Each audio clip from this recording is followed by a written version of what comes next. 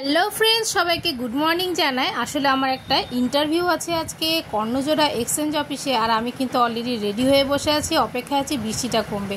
সেই ভোর রাত থেকে কিন্তু বৃষ্টি শুরু হয়েছে, বৃষ্টি থামার কোনো নামই নিচ্ছে না। আর বৃষ্টি না থামলে কি করে বেরোই বলো তো। আমি কিন্তু আমার ডকুমেন্টগুলো ফাইলের ওপরে আবার একটা পিপি দিয়ে জড়িয়ে নিয়েছি, যাতে ফাইলের সমস্ত ডকুমেন্টগুলো ঠিকঠাক থাকে। বৃষ্টি তো থামার নামই নিচ্ছে না, বাট বৃষ্টিটা কখন থামবে, এইরকম বৃষ্টিতে তো বেরোনো যায় না। বৃষ্টিটা থামলে কিন্তু আমি বেরিয়ে পড়বো। বৃষ্টিটা সকাল থেকে শুরু হয়েছে বলতে ভুল হবে, এটা কিন্তু রাত থেকে শুরু হয়েছে। বৃষ্টি থামবে কি না নিজেও জানি না আমি, কিন্তু আমাকে তো বেরোতেই হবে, ইন্টারভিউ দিতে যেতেই হবে। তা আমি কিন্তু বেরিয়ে পড়ছি। বৃষ্টিটা অল্প থেমে গিয়েছে, আমি কিন্তু বেরিয়ে পড়লাম বাড়ি থেকে। আর এখন কিন্তু আমি টোটোতে উঠে পড়বো। টোটোতে উঠে কিন্তু আমি পাবলিক বাস স্ট্যান্ডে নামবো। পাবলিক বাস স্ট্যান্ড থেকে আমি কিন্তু অটো নিয়ে নেব। তো আমি টোটোতে অলরেডি উঠে পড়েছি। আর দেখো কীভাবে জল জমে গেছে চারিদিকে, এত জল।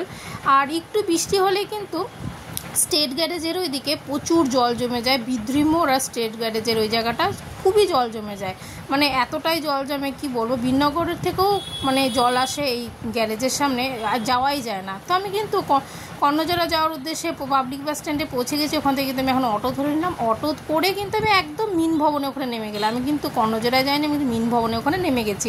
এখান থেকে এক্সচেঞ্জ অফিসটা খুবই কাছে। আর এখান দিয়ে ভেতর দিয়ে গিয়ে একটা গেট পড়বে, গেটটা ক্রস করেই কিন্তু এক্সচেঞ্জ অফিস বাঁ দিকে পড়বে। আর আমি এত ভালো করে চিনলাম কেন তোমাদের ধারণা হচ্ছে, কারণ আমি ক্লাস 8 থেকে এখানে আসি। এখানে কিন্তু এক্সচেঞ্জ অফিসে ক্লাস 8 থেকে আগে আসতে হতো। এখন যদিও এক্সচেঞ্জ অফিসে কোনো রকম সেরকম কাজ হয় না, এখন বন্ধই বলা চলে। এখানে বিভিন্ন ইন্টারভিউগুলো নেওয়া হয়। দেখো বাঁ দিকে রাস্তাটা দিয়ে কিন্তু এক্সচেঞ্জ অফিস।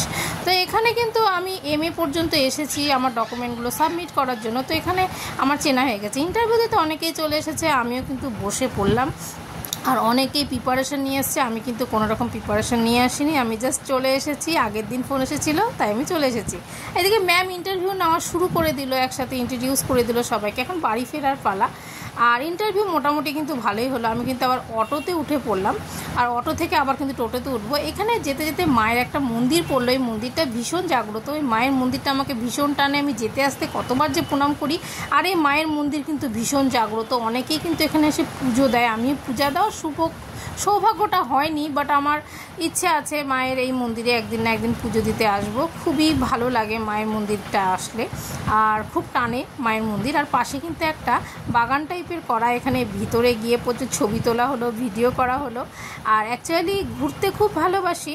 আর এখানে একটা ঘোরার জায়গা পেয়ে গেছি, তো ঘুরে টুরে আবার টোটোতে উঠে পড়লাম। টোটো থেকে কিন্তু এখন অটোতে উঠবো, অটো করে এখন বাড়ি ফিরবো।